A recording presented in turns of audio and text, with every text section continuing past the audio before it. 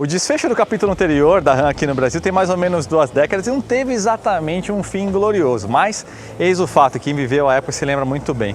Dakota V8 5.2 e a RAM da geração anterior, que não é essa daqui, que é uma SRT10, que tinha um motor V8 360, eram os muscle cars das picapes aqui no Brasil. Você não lembra do ronco delas borbulhando aí nas ruas e avenidas? E é exatamente esse o sentimento que a FCA quis resgatar quando decidiu importar para cá para o Brasil essa RAM 1500. E se a gente considerar que lá fora eles lançaram a RAM T-Rex, ou TRX, falando aqui em português, com o motor do Dodge Challenger Hellcat, com Supercharger e tudo mais, para bater de frente aí com a Raptor, eu acho que a ideia é meio global mesmo, tratar a RAM 1500 como o muscle car das picapes. Por isso, embaixo do capô, nada de V6 turbo diesel. Única opção que a FCA trouxe para o Brasil, V8 REM 5.7, sempre com câmbio automático de 8 marchas e tração nas 4 rodas. Aqui, mais do que funcionalidade, a ideia é realmente ser um objeto de desejo, de cobiça, ser um pecado capital ambulante de 400 cavalos e 2,5 toneladas, com um ronco e uma performance sem iguais, sem paralelo no mercado oficial brasileiro, pelo menos o oficial de importação. E qual que é a ideia por trás dessa RAM 1500 aqui? É continuar a missão que foi iniciada pela RAM 2500, mas com um foco um pouco diferente, né? Então a ideia sim é promover o 9 RAM, como eu falei, transformar isso aqui em um objeto de desejo, mas aqui com um foco um pouco mais urbano, né? Se a gente considerar que a 2500 exige carta de habilitação tipo C, turbo diesel, proporção bem maior de veículo, né? Aqui a gente não tem exatamente um veículo diminuto, né? Quase 6 metros de comprimento, mas o fato de ser um V8 REM e você conseguir conduzir com a carta de habilitação B já dá o primeiro passo da futura RAM, que aí sim, numa proporção ainda menor, vai bater de frente aí com as picapes clássicas médias aí que são tão conhecidas aqui no Brasil, como o Hilux, X10 e por aí vai. Então hoje a gente vai conhecer todos os detalhes técnicos de equipamentos, dentre outras coisas interessantes da RAM 1500 aqui no Autódromo Fazenda Capoava. Vocês vão pegar uma carona comigo aqui no circuito e também eles montaram aqui o circuito off-road aqui pra gente conhecer um pouquinho das capacidades desse pequeno monstro aí. Vamos nessa?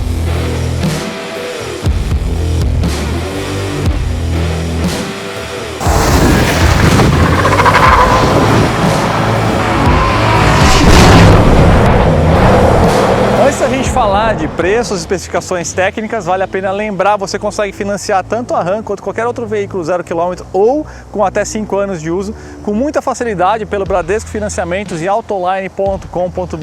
Lá no site é você só ir no topo e clicar em simular financiamento, preencher alguns dados bem básicos, quantidade de parcelas que você quer e rapidamente você recebe a melhor proposta. Enquanto você está lá no site do Autoline, vale a pena você dar uma pesquisadinha nos veículos novos e seminovos que existem anunciados na faixa da RAM. Não existem picapes no valor dela, mas você consegue encontrar, por exemplo, X5, X6, Range Rover Velar ou mesmo um Defender 0 km anunciado lá no autoline.com.br. A RAM 1500 tem preço inicial de R$400 mil, mas as 100 primeiras unidades já vão vir equipadas com 2 pacotes que serão opcionais. O Night Edition, que inclui acabamento preto no emblema dianteiro, peito de aço e rodas, e o pacote Level 2, que inclui o som Harman Kardon, display de informações no para-brisa, retrovisor interno digital por meio de uma câmera e tampa traseira modular com 2 sistemas de abertura. Com tudo isso aí, o valor sobe para R$420 mil. Então essa é uma picape superlativa em todos os sentidos. Se a gente comparar com a Amarok V6 Extreme, por exemplo, a gente está falando de umas diferenças aí de ao menos R$141 mil, meio metro de comprimento e de 150 cavalos separando as duas. Aliás, falando em caçamba, eu queria mostrar para vocês algumas coisas interessantes. Primeiro, o sistema de abertura, que tem 2 formas de você abrir aqui e acessar a caçamba. A primeira lembra um pouco o sistema da Fiat Toro, né? Você consegue bascular de forma lateral aqui. Inclusive a tampa é de alumínio e, como vocês vão ver, a gente tem aqui um sistema de amortecimento, né? Então fica bem fácil aí de você abrir sem fazer muito esforço. E mesmo para fechar não é muito difícil não.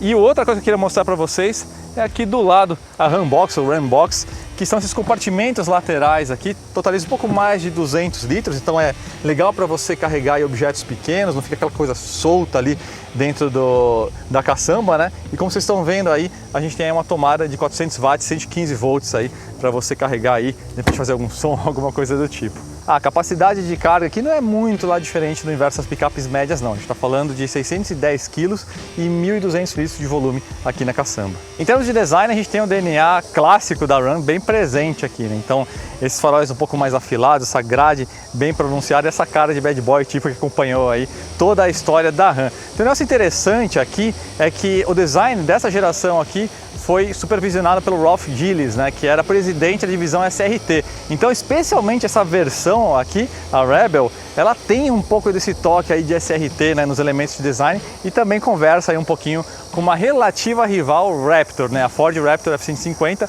Ela é mais cara, né, então ela não concorre diretamente lá nos Estados Unidos, mas a gente tem pelo menos um certo parentesco aí em termos de estilo, mas é um veículo com proporções e bastante presença bastante agressiva. Quando a gente vai aqui para a parte de estrutura, a gente teve algumas evoluções bem interessantes. A gente está falando de um veículo que ficou 102 quilos mais leve do que a geração anterior, que não foi comercializada oficialmente aqui no Brasil, né?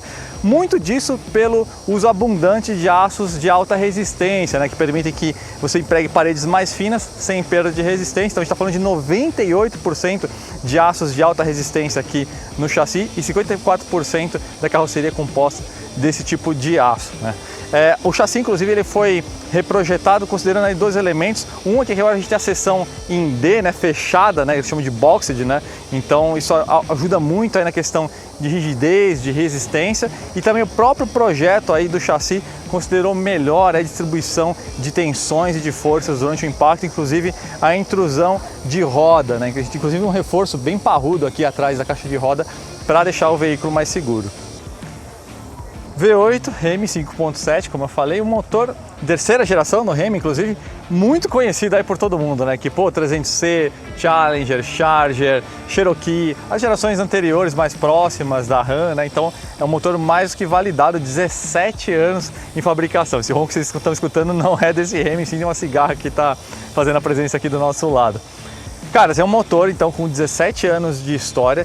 Ele assumiu algumas evoluções técnicas ao longo do tempo, como por exemplo, variador de fase no comando, o sistema de desativação dos cilindros, né? Então com pouca carga ele funciona só com 4 cilindros, ajuda bastante no consumo, mas é um motor aí de concepção relativamente antiga, né? Então a gente não tem injeção direta, a gente tem um comando só no bloco, né? Então a gente tem algumas perdas energéticas aí, ao mesmo tempo um conjunto aí relativamente compacto, mesmo considerando aí o cabeçote grande, né, com as câmaras hemisféricas e 2 velas por cilindro. A gente está falando de 400 cavalos, 56,7 kgfm de torque, 0 a 100 em 6,4 segundos. Sim, uma picape desse tamanho, um trambolho desse aqui, fazendo 0 a 100 tão rápido, com 2,5 toneladas, é um desempenho bastante impressionante. O consumo até que é aceitável para um veículo dessa proporção. A gente está falando de 5,3 km por litro na cidade e 6,6 na estrada. Então vamos lá, vamos ver como é que é a dinâmica da Ram aqui no autódromo Fazenda Capoava. A gente também vai andar num circuitinho off-road daqui a pouco. Lembrando, né, esses testes em condições controladas não são exatamente a melhor coisa para se conhecer o produto por completo, mas dá para ter aí uma boa ideia, né? Cigarra fazendo aí mais uma aparição. Antes da gente sair para a pista aqui, só um toque sobre a parte de transmissão. Câmbio automático de 8 marchas, você não consegue fazer as trocas manualmente, tá? Tem os botões aqui atrás, mas são do sistema de infotainment. E aqui você tem um sistema 4x4 real, raiz mesmo, né? Ou seja, o low aqui do 4x4 é realmente uma reduzida com caixa de transferência, né? Não é aquele câmbio que tem uma primeira marcha super curta, mas quando está andando no modo normal ele pula e sai de segunda. Não, aqui realmente é uma caixa com fator de multiplicação. A gente também tem aqui um diferencial traseiro eletromecânico, ele consegue controlar aqui o bloqueio dele. E é isso, vamos para a pista para conhecer a Ram.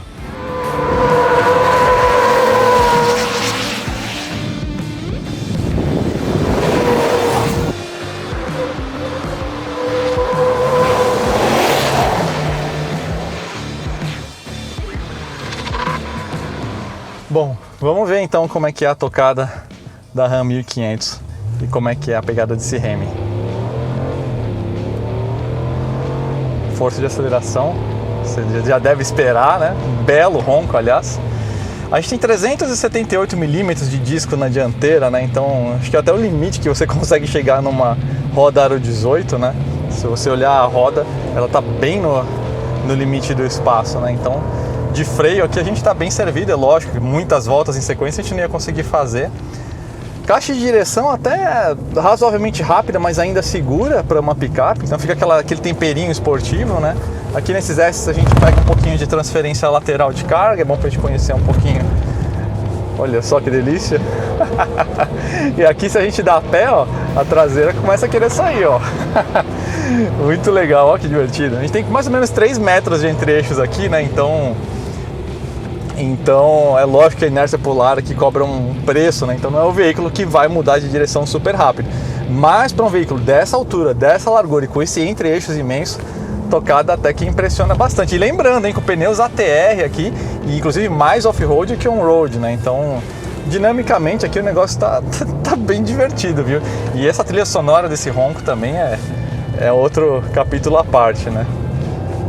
Uma pena só a falta aqui da operação do câmbio manual, né? Então você tem que meio que aprender aqui a usar a transmissão, né? Com o pedal do acelerador, né? Chamar o kickdown aqui para provocar uma redução de marcha. Aqui nessa, ó, é bastante torque até para esse eixo traseiro aqui. Essa última curva aqui a gente vai devagarinho, né? Que tem um pessoal aqui que estão simulando algumas largadas aqui. E tem uma coisa interessante que eu queria falar sobre os amortecedores, que é o seguinte: a gente tem aqui amortecedores de carga variável de uma forma diferente. Então a gente tem uma válvula aqui dentro do amortecedor, dentro do corpo dele. De acordo com a velocidade de trabalho do amortecedor, essa válvula vai fechar ou abrir e, em consequência, vai aumentar ou diminuir a carga, ou seja, vai deixar o amortecedor mais duro ou mais macio. Então, em movimentações suaves, em velocidades lentas do amortecedor, que a gente chama, como por exemplo, na frenagem, na curva, não tem a ver com a velocidade do veículo, tem a ver com a velocidade da suspensão. Transições como essa daqui, esse amortecedor vai fechar essa válvula e, consequentemente, vai deixar o amortecedor com uma carga maior. Agora, por exemplo, eu vou pegar de propósito algumas zebras ali naquele trecho, que aí sim a gente está falando de velocidade rápida de trabalho do amortecedor, ou seja, não é a velocidade do veículo, e sim do trabalho de frequência do amortecedor. Aí, nesse caso, essas válvulas abrem. Então, vou passar aqui, viu? Passa de forma super confortável, mais aqui. Então, olha só que interessante. Então, você consegue ter uma variação de carga aí de uma forma mecânica, né? Então ajuda bastante a ter um veículo mais confortável. Nessa configuração Rebel aqui, não dá para evitar isso aqui, é muito legal. Nessa configuração Rebel a gente tem 1 polegada a mais de altura em relação às demais RAM, né, ou as RAM, enfim, que não são vendidas aqui no Brasil, mas só para você saber aí a título de curiosidade, né? Então esses amortecedores BIOS têm um pouquinho mais de altura. Agora eu vou diminuir aqui o ritmo para falar sobre algumas coisas interessantes em relação à parte de isolamento acústico, porque isso é uma coisa que chamou bastante atenção aqui nessa picape, né? O quanto que ela é silenciosa, com um pneu desse, né? Um pneu ATR bem mais pro off-road do que on-road, você não escuta aquele cantar, aquele zunido de pneu, né? E mesmo com carga baixa aqui também você tem aí bastante silêncio a bordo, né? Então tem várias coisas aí que a FCA fez no trabalho de engenharia. Então, por exemplo, nas laterais do chassi a gente tem aí uns módulos para contrabalancear frequências indesejáveis, né? Então elas geram frequências que cancelam as frequências que ele quer cancelar. E isso acontece muito, por exemplo, quando você está funcionando com cilindros parciais, né? O módulo ali de desativação de cilindros. Quando você está rodando com 4 cilindros só, você não só tem vibrações diferentes por origem de som, mas como do próprio motor, os harmônicos do motor também geram algumas frequências indesejadas. Então, para suavizar tudo, esse módulo entra em ação. Inclusive, tem um sistema de noise cancelling também aqui vindo dos falantes, tá? Então, dessa forma aqui, a RAM consegue controlar bem sons indesejados, né? Não necessariamente a ideia aqui é deixar silencioso a ponto de você não ouvir o ronco no motor, afinal é parte essencial da experiência, mas tirar aí um pouco de ruído de rolagem de pneu, ruído de reverberação vindo do chassi, né, para a carroceria. Então tudo isso aí eles conseguem amortizar bem. Uma coisa legal aqui, lógico, a gente está aqui num ponto de vista extremamente elevado, quase como de um caminhão mesmo, né? Mas a posição de dirigir em si aqui é bastante ergonômica, bem agradável, tem muito espaço aqui, né? Então já é algo que você deve esperar, né, num veículo dessa pegada aqui. Então, mas eu gostei bastante da ergonomia de direção. Acho que inclusive acho que tem até mais ajustes aqui que dá para fazer, dá para deixar até um pouquinho mais esportivo, puxando um pouquinho mais a coluna. Então, aí sim fica ainda mais esportivo. Então, você consegue aí uma posição que eu esperava até que fosse um pouco menos esportiva. Então, fica divertido, lógico, um ponto H super elevado, né? Eu gostaria muito de ver como é que é um veículo desse tamanho, desse porte, se comportaria na cidade, né, mesmo ali em São Paulo. Quem sabe numa próxima ocasião a gente avalia isso, né? Mas vamos lá então dar uma passadinha nesse curso, nessa pista off-road aqui, para conhecer um pouquinho mais as capacidades desse veículo. Antes, eu queria adiantar uma coisa em relação ao sistema de suspensão traseira. Na verdade, a dianteira é a traseira. A suspensão dianteira aqui é duplo A, né? Então duplo A sobreposto, a gente tem um controle de geometria muito melhor, né? Varia menos cambagem em curva e tudo mais. E a suspensão traseira, apertar o ritmo um pouquinho mais, a gente tem um sistema com eixo rígido, mas ao mesmo tempo localizado com o sistema multibraços, né? Com isso aí você tem e molas helicoidais progressivas. Então com isso aí você tem um controle de geometria muito mais bacana, né? O feixe de molas, em algumas situações de carga, especialmente com muita aceleração lateral, ele tende a querer esterçar um pouco. Então o controle dele em relação a esse ângulo visto de cima não é muito preciso, né? Então você pode fazer uma série de recursos, mas ainda assim, inclusive a localização transversal, né? Ou seja, o deslocamento lateral do eixo também não é dos melhores. Aqui com o sistema multibraços você tem um controle muito melhor e um conjunto mais compacto também, um desenho que aproveita melhor as linhas do chassi. Então com isso aí eles conseguiram aí um design mais eficaz. Mas enfim, vamos lá então para essa pistinha off-road para ver como é que a RAM se comporta por lá.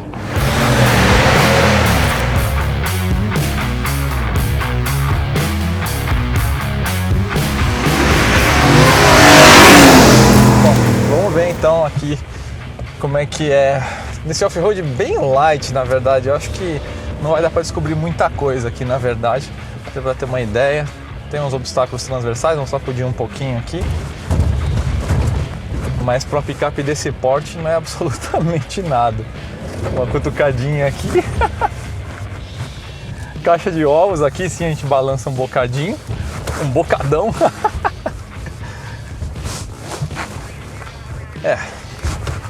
Aqui é o seguinte, a gente tem 25 centímetros, 249 milímetros, né, de vão livre. Ângulo de entrada 25,1, de saída 22,6. Transposição, que acho que seria o ponto fraco, por causa de trechos longos a gente não tem aqui, tá, pessoal? Mas olha, eu vou meio que abortar aqui o lance do off-road, não vou fazer esse caminho todo, porque é muito light para essa picape aqui, né? Ainda mais com esses pneus aqui, teria de ser alguma coisa mais severa pra gente, enfim, usar aqui os modos, né? Então, aqui ela não está fazendo nada mais do que obrigação. Aqui a gente está fazendo cócega aqui nas capacidades da picape, né? Então, vamos pular aí para a parte da análise da cabine. Lembrando, aliás, pessoal, esquece isso que vocês estão vendo aqui, tá? Essa configuração aqui não é uma configuração que é comercializada no Brasil, tá? Com o sistema multimídia simples aqui, tá? Então, ignorem essa cabine aqui. Vamos lá, então, ver como é que é o interior.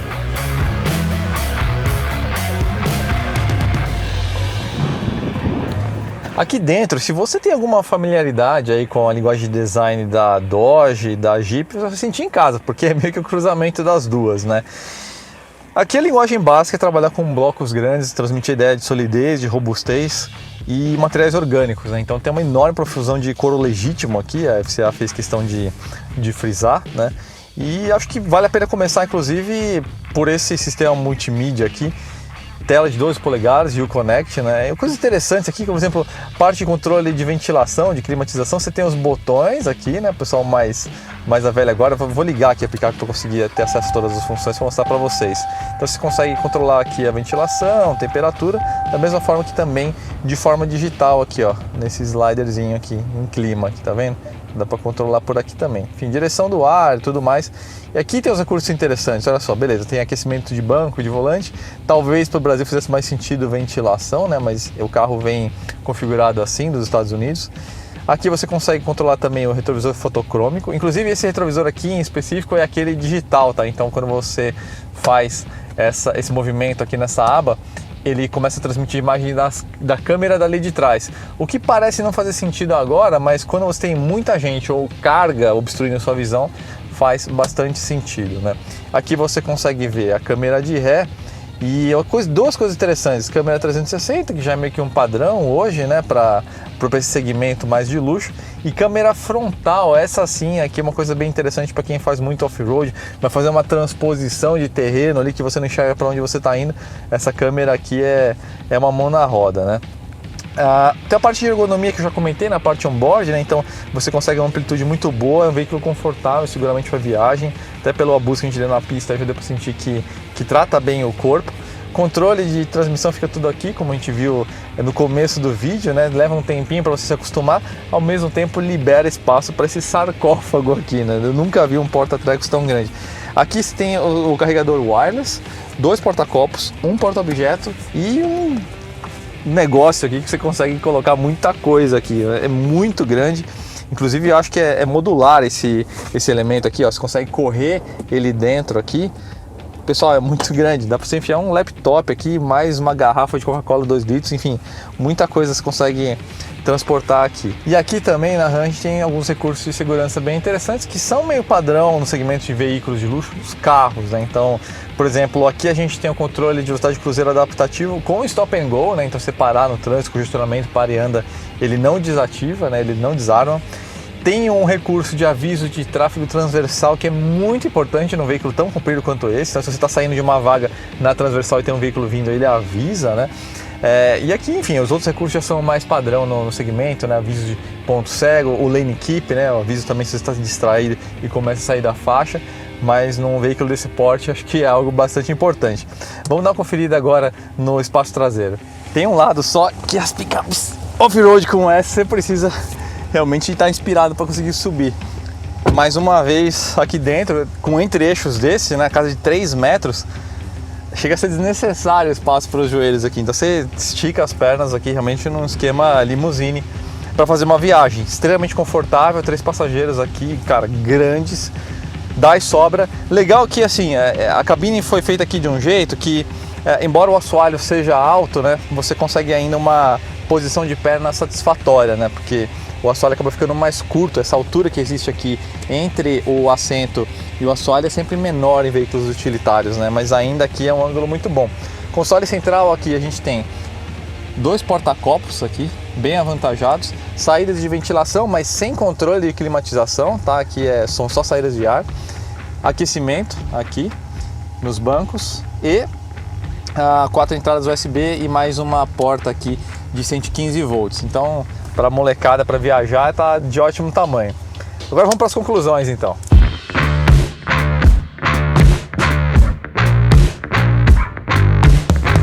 Então vamos lá, vereditos da RAM 1500. Como eu falei no começo do vídeo, a gente não tem exatamente um concorrente sequer próximo aqui da 1500 em termos de performance, em termos de entrega, mesmo de proporção de picape, né? A mais próxima seria a sua irmã 2500. E aí sim acho que vale um comentário, fazer um paralelo aí em relação à questão de preço, né? Essa picape aqui, por ser fabricada nos Estados Unidos, ela acaba entrando numa desvantagem em relação ao 2500. Então ela paga um imposto maior e ainda não tem a facilidade aí da questão do diesel. Então, com isso você tem essa diferença de preços, né? Nesse momento a gente está falando de algo em torno de 40 mil reais a mais você paga pela 1500. Essa diferença naturalmente deve diminuir, né? Quando fica nesse tipo de configuração, nesse tipo de cenário de precificação, a tendência da fabricante é subir um pouco para diminuir essa diferença e reduzir essa percepção, inclusive, sem, vamos dizer assim, deixar de ganhar dinheiro entre nós aqui falando, né? Agora, entrando na questão de produtos, não tem muito o que dizer, né? A gente tem um motor que é muito bom, ok, ele é um pouco antigo, né? Então ele não é tão eficaz, mas tem bastante torque, tem muita potência, tem um ronco sensacional. E mais do que isso, quando a gente está falando de RAM, a gente está falando de um mito, né, entre os fãs de picape de forma geral. Essa é uma picape de entusiasta, para entusiastas de picape. E que também pega aí entusiastas, fãs de muscle cars, de carros exclusivos e tudo mais. Então, o universo do imaginário da RAM é aquela RAM que eu falei no começo do vídeo, a 360, da CRT10, que naquela do Badolato que vocês viram no começo do vídeo. Então existe todo esse imaginário, então você deve dar um desconto aí em relação a, nossa, mas eu preferiria que fosse diesel e tudo mais. Nessa proporção aqui de carroceria, eu acho que faz sentido essa estratégia mais arrojada aí da FCA de fazer ela meio como a muscle car das picapes mesmo, essa pegada como era dos anos 90, né? Espaço interno excelente, ergonomia muito boa, muitos recursos, né, em termos de conforto, segurança e conveniência. Dinâmica muito interessante, considerando o porte, né, o peso muito avantajado, 2,5 toneladas. Talvez aí um comentário em relação à capacidade de carga, né, talvez pudesse ser um pouquinho maior. Mas ainda assim a gente sabe, esse aqui não é o veículo que vai ser utilizado para serviço pesado, né? Para serviço pesado mesmo, aí para dar aí, vamos dizer assim, para moer a picape, certamente aí vai ter como uma segunda opção, aí um dono de uma Ram vai ter aí uma picape média aí, cabine simples para poder judiar. Então é isso, pessoal, espero que vocês tenham gostado aí dessa avaliação, que tenha sido útil, e se você não é assinante aí do canal da Autoline, por favor, assine. Nos vemos na próxima. Obrigado, gente!